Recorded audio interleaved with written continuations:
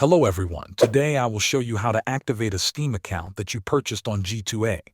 First, after completing your purchase on G2A, check your email inbox. You should receive an activation link from the seller. This link is required to activate the Steam account. In some cases, you can also find this link inside your order details on the G2A website under your account library. Open the activation link in your web browser. It will take you to a special activation page provided by the seller.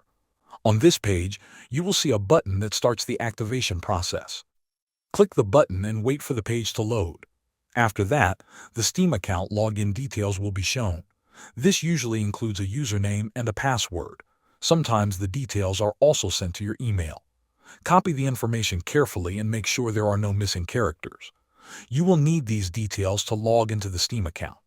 You can also change the login details and add your own by clicking on the Change Account email and password. Once the activation is finished, you will see a confirmation page. Some sellers may ask you to complete extra steps before showing the account details. This can include solving a CAPTCHA or entering your order number or redeem code. If this happens, just follow the instructions shown on the screen.